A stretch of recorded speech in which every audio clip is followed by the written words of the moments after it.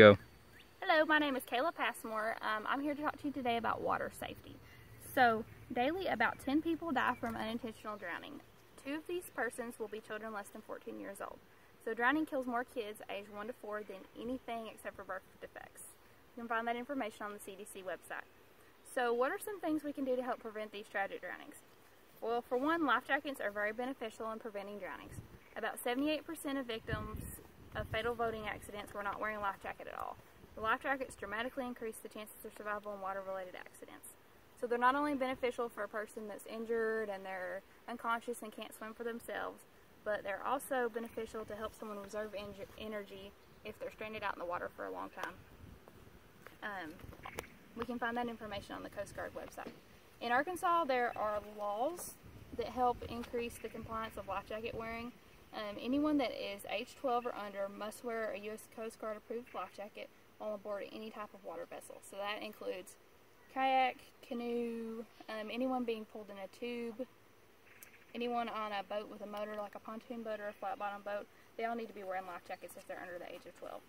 Also, anyone that is being towed by a boat or a jet ski must be wearing a U.S. Coast Guard approved jacket. So that's anyone, not just a child, but any person. Life jackets should be in a good condition, and they should be the proper size for the wearer. We can find that information on the Arkansas Game and Fish website. Life jacket size and specifications can be found on the printed tag on the vest. So like this one back here, it says U.S. Coast Guard approved, so we know that it's adequate to keep us safe.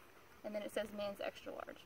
So life jackets for children are sized by weight, so depending on your child's weight, you need to know that before you go to the store to buy a life jacket.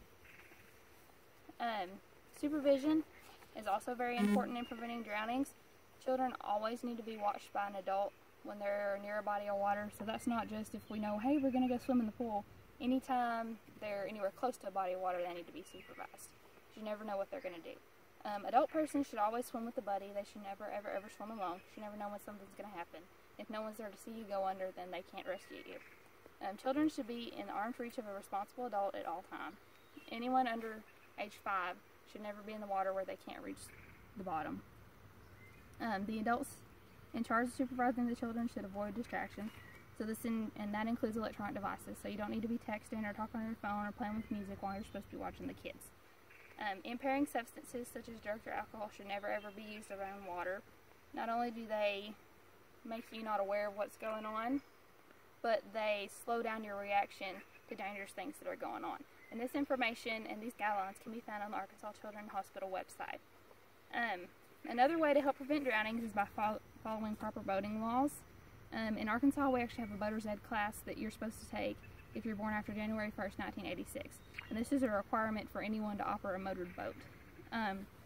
For a personal watercraft, a person under age 12 must be supervised by a person at least 21 years old. And a person that's 12 to 15 must be supervised by someone who's at least 18 years old. And that information can be found on the Arkansas Game and Fish Commission website. And what this is saying by just watercraft, that means they're not motor watercrafts. So that's your kayak, canoe, those sorts of things. Any person that is being towed behind a watercraft should always be watched. So if we're pulling somebody on a tube, we need to have our eyes on them at all times. They also should be considered the use of safety devices. So a wetsuit or a helmet, because when you fall off the tube, you can take a hard hit to the head, even if it's just from the water, and we need to protect them.